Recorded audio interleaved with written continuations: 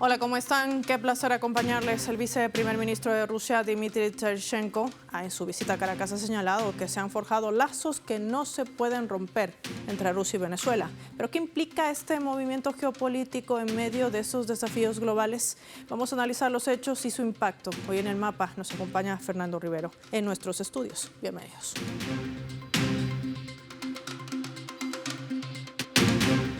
Les proponemos desplegar nuestro mapa y revisar algunos datos claves para poder entender este panorama. Venezuela y Rusia, lazos indestructibles. Hay que decir que la posición geográfica de Venezuela es estratégica para el mundo. Sus densos llanos y también sus territorios amazónicos hacia el sur. Esa conexión con el continente americano y sus costas con el Caribe abre las puertas a diversas potencialidades. Además, sus recursos naturales la convierten en un territorio apetecible para el desarrollo internacional.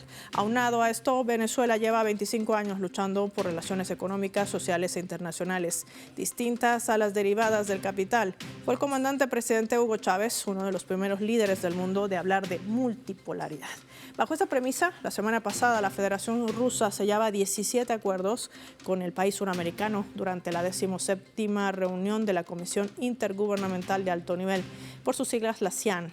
Venezuela, Rusia, realizada también en Caracas, la cual contó con la presencia del vicepresidente de gobierno, Dmitry Cheryshenko. Los nuevos acuerdos forman parte de los 300 previos entre los países y crean además una nueva ruta de cooperación entre los sectores energético, de transporte, estableciendo alianzas entre los usos de subsuelo e hidrocarburos para los años 2024 al 2026. Hablamos también de otras áreas que forman parte de esta interconectividad. Por ello también las líneas en amarillo en nuestro mapa que entrelazan Caracas con Moscú. ¿Qué significa esto? Lo vemos también graficado en nuestro mapa. Venezuela sigue siendo un socio estratégico de Rusia en América Latina y el mundo. Así lo afirmaba el vicepresidente de Rusia, representando a Moscú, para acordar este plan de desarrollo en áreas claves. Se establecieron un plan de cooperación científica, tecnológica, vínculos entre instituciones, hablamos de educación. Igualmente surge un plan de acción para la implementación de un memorándum de entendimiento y cooperación en materia de inspección de trabajo, promoción de empleo hacia la población entre el Ministerio de Trabajo de Venezuela y el Servicio Federal para el Trabajo y el Empleo de Rusia. Son áreas identificadas, por supuesto, con esos iconos que marcan un aspecto fundamental. Ahí lo tenemos, 2030, una fecha clave dentro de una agenda también establecida por los países en el mundo. Pero ¿qué representa? ¿Qué peso tiene esto? Hoy lo analizamos en El Mapa.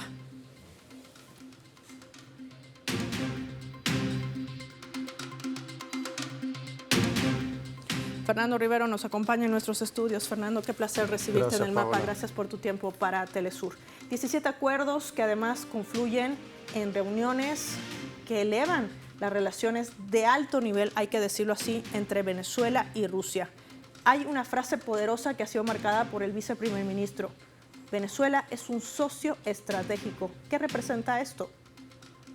Bueno, Paola, en mi criterio creo que estamos hablando de una relación que es privilegiada en la construcción y que apuesta de manera decidida en la construcción de un nuevo orden internacional. Recordemos que Venezuela y Rusia forman parte del OPEP+. Venezuela tiene un vínculo además con los BRICS. Si bien es cierto que no es socio pleno, en este momento tiene una relación de importancia y ya el mundo experimenta un cambio de relevancia, que no es otra cosa sino un nuevo centro de gravedad económica que se desplaza del eje atlántico a la región del Asia-Pacífico. Y allí, dentro de los países de esa región, Rusia juega un papel fundamental. Pero además Rusia es un actor protagónico en la Organización de Naciones Unidas al estar allí en el Consejo de Seguridad de la ONU. De manera que hoy, entre América Latina y el Caribe y Rusia y las potencias emergentes, hay un lazo cada día más sólido, pero este lazo adquiere más fuerza, por ejemplo, entre otras relaciones bilaterales entre la Federación de Rusia y la República Bolivariana de Venezuela. Ahora, un aspecto fundamental, los acuerdos que se han marcado de estos 17 puntos de esta CIAN en su 18ª versión, hay que decirlo, celebrado en Caracas, tiene también una lectura geopolítica, porque estamos hablando de recursos estratégicos justamente para esta nueva era, el surgimiento de un mundo multipolar, un mundo pluripolar que ya está en pleno funcionamiento y que va a dar nacimiento también a una nueva era, a un nuevo sistema. ¿Qué representa esto? Bueno, para América Latina y el Caribe, que está, digamos, muy cerca de los Estados Unidos, que hoy pretende convertirse en el hegemón o preservar su situación de hegemón mundial, esta relación abre las puertas para Venezuela, pero también de alguna manera incide en toda nuestra América a, digamos, nuevos horizontes. Recordemos que en este momento Venezuela, que tiene un gran potencial energético, ha colocado esta reserva de petrolera digamos, en el marco de relaciones ganar-ganar a disposición de los pueblos del mundo, a disposición del desarrollo, desde luego, de Venezuela, pero en el marco de un intercambio económico-comercial mucho más justo. Eso es importantísimo porque hoy muchos pueblos del mundo requieren de hidrocarburos para garantizar su seguridad energética. Hoy Venezuela le apuesta a eso, Rusia le apuesta a eso, y estamos hablando de un país, en el caso de Rusia, que se erige ya, según las cifras oficiales de la OPEC, en el tercer productor de petróleo mundial. China, que también es un aliado de Rusia, pero también aliado de Venezuela, es en este momento uno de los principales consumidores, es el país que más importa, y esto tiene, digamos, una gran relevancia, repito, porque hay un cambio del centro de gravedad de la economía global. Ya nos decía el Banco Mundial el año pasado, 2023, que el PIB combinado de los BRICS supera ya por primera vez en la historia al PIB combinado del G7 en términos de su aporte a la economía global. De manera que esta relación bilateral entre la Federación de Rusia y Venezuela es, digamos, un aporte más para la construcción de nuevas relaciones internacionales. Tiene mucho peso también el hecho de que se haya hablado a lo largo de estos encuentros, no solamente de la ASEAN, sino también en últimas declaraciones que vertía el propio canciller de Rusia, Sergei Lavrov, a TV BRICS, una cadena aliada, por cierto, de nuestra multiplataforma Telesur. Es el hecho de trabajar con monedas nacionales. Este es un tema ya que desde el año 2015, cuando se arreciaban las sanciones ilegales contra Venezuela, lo había planteado también el gobierno bolivariano. ¿Este es un tema vital también para las nuevas economías? Sí, desde luego, y sobre todo para la construcción de un sistema económico-financiero global mucho más justo. Obviamente pasa por, digamos, la política monetaria, la política de cada país, pero tiene que ver también, desde luego, con la construcción de un nuevo sistema, un andamiaje, nuevas relaciones económicas financieras. Por ejemplo, Paola, en este momento, según estudios del Banco Mundial, los préstamos que se hacen a los países, por ejemplo, del África, generan unas cuotas de intereses muy superiores, por ejemplo, a lo que pasa con los países de Europa del Este o Estados Unidos. Ese es el sistema económico financiero que tenemos, pero además el Banco Mundial y el Fondo Monetario Internacional están, digamos, muy marcados por la incidencia mayúscula de las potencias occidentales. Hoy, en un mundo donde hay una crisis multidimensional del modelo existente en materia energética, económica, ambiental, etc., es muy importante un nuevo sistema económico financiero mucho más justo, que parta de relaciones de cooperación, que parta de relaciones de complementariedad, y creo que eso es un poco lo que está surgiendo al calor de la construcción de este esfuerzo que se llama los BRICS. Y de eso me gustará profundizar al regreso de la pausa, cuando volvamos de ver nuestra escala. Hay que ver qué trasciende en torno a estos movimientos y estos acercamientos, sobre todo en medio de estos desafíos globales, Fernando. Y lo hacemos revisando nuestra escala.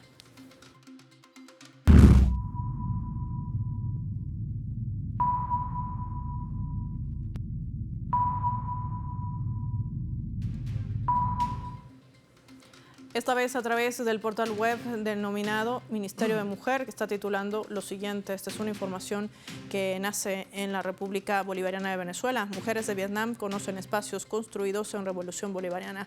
Una delegación del Movimiento de Unión de Mujeres de Vietnam ha visitado el núcleo de desarrollo endógeno Fabricio Ojeda, con propiedad, y el urbanismo Jorge Rodríguez Padre, ubicados en el municipio bolivariano Libertador, en Caracas, la capital, a fin de conocer esas experiencias desarrolladas a través de la política social del gobierno bolivariano que lidera el presidente Nicolás Maduro Moros. Las voceras fueron recibidas por las lideresas del urbanismo de la Gran Misión Vivienda Venezuela. Jorge Rodríguez Padre, ubicado en Antímano, su vocera principal, Ayari Rojas, detallaba que el terreno de la edificación fue recuperado por el Poder Popular.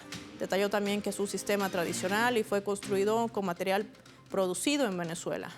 También señalaban durante su visita a las delegadas de Vietnam de la Unión de Mujeres, y donde además los miembros destacaban que eran parte del Partido Comunista de Vietnam. Se mostraron agradecidas por conocer ambas experiencias y afirmaron que las mujeres venezolanas son muy fuertes, pero que expresaron palabras de felicitaciones. Todo esto porque hay una frase clave la resistencia, ese legado que ha construido una revolución bolivariana para sortear estas mal llamadas sanciones, estas medidas coercitivas ilegales que han tratado de doblegar a una revolución que hoy sigue de pie más fuerte que nunca. Ya volvemos.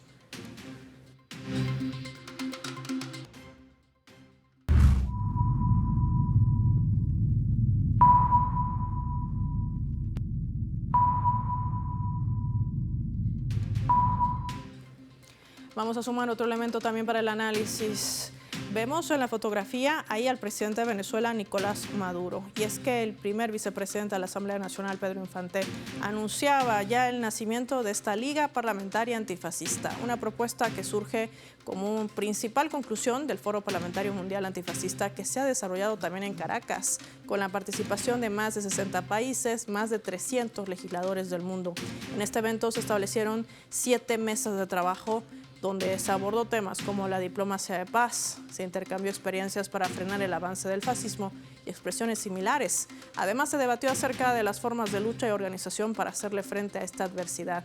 Infante aseguró durante su alocución que esto se traduce en el prestigio político que tiene el país por la dignidad, valentía, coraje, seriedad y coherencia con los pueblos del mundo, además de la resistencia y la defensa frente a las agresiones del imperialismo norteamericano. Vamos a analizar este escenario con Fernando Rivero en nuestros estudios. Fernando, este es un punto que comparte Rusia y Venezuela, eliminar el fascismo y toda forma similar. A esto también responde el despliegue de su operación militar especial en Ucrania, y Venezuela se ha convertido en una voz clave también para erradicar esto que trata de resurgir también en nuestra región. ¿Cómo leerlo?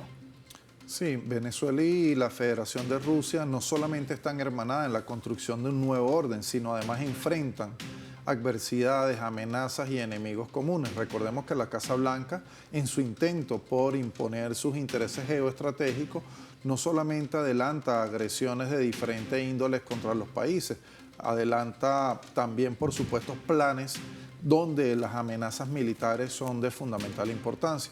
Un ejemplo, lo que hace hoy la OTAN contra la Federación de Rusia, o acá en América Latina y el Caribe, el despliegue del Comando Sur, que es parte integral de su política exterior en la región.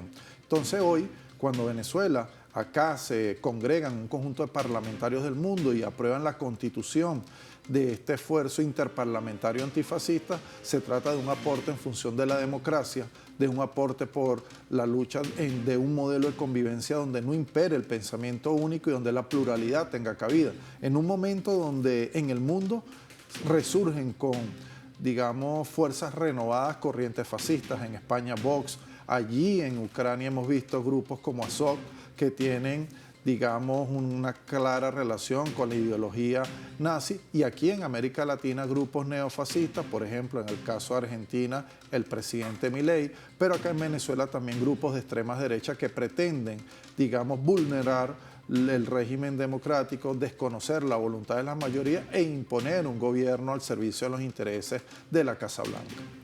Has tocado un punto clave. Venezuela está trabajando también para modificar sus leyes electorales, esto que pueda blindar, entre otras cosas, también la soberanía nacional, que se ha convertido en uno de los principios base también de esta lucha antifascista, y no solamente en Venezuela, podríamos decirlo en el resto del mundo.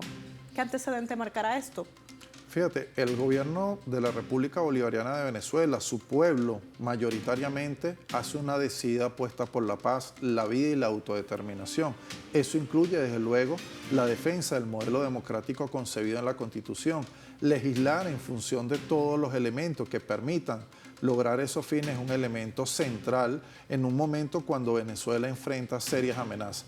La llegada del presidente Donald Trump aspiramos que implique un cambio de política exterior, pero cuando vemos la historia, cuando vemos el devenir de lo que ha sido la política exterior en América Latina y el Caribe, y también con relación a Venezuela en los tiempos de revolución, lamentablemente tenemos que decir que debemos estar preparados para cualquier escenario. ¿Por qué? Porque, bueno, fue Donald Trump quien impuso, digamos, las medidas coercitivas unilaterales más duras. Fue Donald Trump quien habló en su primer mandato de que todas las opciones están sobre la mesa. En este momento el gobierno bolivariano ha hablado de la necesidad de un diálogo con respeto a la soberanía nacional, relaciones, digamos, de mutua cordialidad, y creemos que ese es el camino correcto. Es lo que está señalado además en nuestra Constitución, que es una Constitución bolivariana, y hablar del ideario bolivariano implica digamos, el reconocimiento como elemento central de la independencia de Venezuela. ¿De qué tanto han servido esta política de confrontación que ha mantenido Estados Unidos, que algunos inclusive la han calificado como una política estancada? Nada ha cambiado para el resto de los países del mundo y en contraposición más bien ha sido en detrimento de la propia economía norteamericana y de sus aliados europeos. No es algo nuevo y no es un descubrimiento reciente, pero sí va a tener implicaciones en torno a los países que han logrado resistir y han logrado crecer. Por ejemplo, un dato interesante que brindaba la vicepresidenta hace unos días atrás era que Venezuela va a lograr un crecimiento de su Producto Interno Bruto de cerca del 9%, pese a estas sanciones. ¿Qué camino entonces le convendría a una nueva administración como la de Donald Trump respecto a Venezuela? Venezuela es un puntal, insisto en ello, para la seguridad energética global y particularmente en el continente americano. Para los Estados Unidos, un país que es el segundo importador de petróleo del mundo, un país donde todas las refinerías del sur están, digamos, tienen una dieta donde requieren el petróleo venezolano, donde, por ejemplo, esto, Paola, a título, digamos, de ilustración, trasladar petróleo de la costa oeste a la costa este sale más costoso que importarlo desde Venezuela. Entonces esto indica que lo que es lógico para un ciudadano común de los Estados Unidos, incluso para sus empresas transnacionales, y lo que es lógico para la ciudadanía de Venezuela, para nuestra república, son relaciones de respeto, un intercambio económico comercial que reconozca los intereses de ambos países. Eso sería lo lógico, pero también sabemos que detrás de la administración Trump están poderosos lobbies, por ejemplo, el lobby sionista israelí, que es muy agresivo y que no ve con buenos ojos, por ejemplo, la política exterior soberana que hoy tiene la República Bolivariana de Venezuela. Me gustaría analizar el próximo escenario que tiene que ver con la postura precisa que marca el gobierno bolivariano de la voz del presidente Nicolás Maduro, con nuestra leyenda.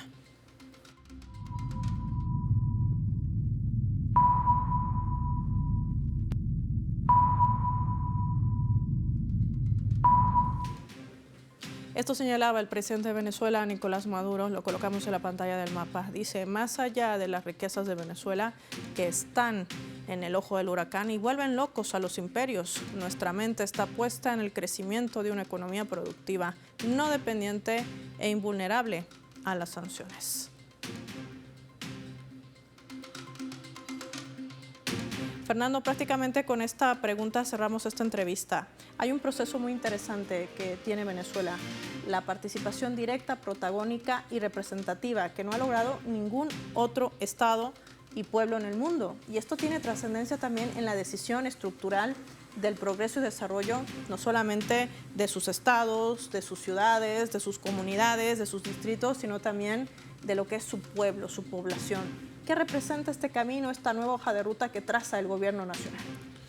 Fíjate, el 28 de julio mayoritariamente el electorado venezolano votó por la construcción de un nuevo modelo de convivencia humana. Está vinculado los 5 objetivos históricos que ya se habían refrendado con el presidente Hugo Chávez y ahora con las 7 transformaciones. Esto no es otra cosa que la construcción de una democracia profunda con protagonismo colectivo, con construcción del poder popular, superar, digamos, el viejo Estado, construir un Estado mucho más democrático, un Estado, diría algunos de los líderes políticos de nuestra revolución, un Estado profundamente democrático, pero al mismo tiempo bastante fuerte, fuerte para defender la soberanía, para garantizar el derecho de los ciudadanos. Entonces creo que allí lo que está planteado en este momento por parte del gobierno, lo que clama la población de Venezuela, son cambios profundos que permitan construir un nuevo modelo de convivencia donde no imperen los intereses del mercado, sino los intereses de nuestra gente, los intereses de nuestro pueblo. ¿Y eso qué significa? Bueno, volver a los grandes logros que fueron atacados en el marco del bloqueo, los logros en materia social de los primeros años de la Revolución Bolivariana. Nos referimos al momento en el cual, por ejemplo, la UNESCO reconoció a Venezuela por sus logros en materia educativa, la FAO reconoció a Venezuela porque la Revolución Bolivariana logró la seguridad alimentaria, donde el potencial energético de Venezuela no solamente garantizó bienestar para nuestro pueblo, sino al mismo tiempo fue una herramienta para la solidaridad. Ejemplo de ello, Petrocaribe. Ejemplo de ello, aquel proyecto que se había planteado de Petroamérica. En fin, construir, digamos, relaciones con nuestros hermanos de la región mucho más justas, mucho, digamos, más equitativa y que nos permitieran a todos en la región construir un futuro tal cual como está en el pensamiento bolivariano y en el proyecto nacional Simón Bolívar, que no es otra cosa que la gran potencia de Venezuela en el marco de una potencia emergente de América Latina y el Caribe. Y esto tendrá que ver con este nuevo modelo económico en el que trabaja ya Venezuela, que confluye también con este cambio de normativas, que es un conjunto además de leyes y normas que garanticen esta agenda profunda de crecimiento de aquí al 2030, al 2040. Sí, desde luego, tiene que ver con una apuesta en el plano internacional que guarda relación con esa nueva dinámica internacional, el mundo pluripolar y multicéntrico, tiene que ver con transformaciones profundas del aparato económico productivo en Venezuela para superar, digamos, el hecho de que Venezuela fue un satélite económico de otras latitudes, de potencias extranjeras, desde la colonia hasta nuestros días, hasta la llegada de la revolución, y en tercer lugar, lograr un modelo económico y social que le dé, digamos, garantía de los derechos básicos a la población. Eso es fundamental y para nosotros eso se llama socialismo bolivariano. Por eso es que en Venezuela decimos germina una alternativa antisistémica, germina un nuevo modelo de convivencia donde hay nuevas relaciones humanas que están centradas en la vida. Ese es el peligro que representa Venezuela para los poderosos del mundo. Esa es la razón última que explica, junto a las riquezas naturales, por qué Venezuela fue catalogada en aquel infame decreto como una amenaza inusual y extraordinaria.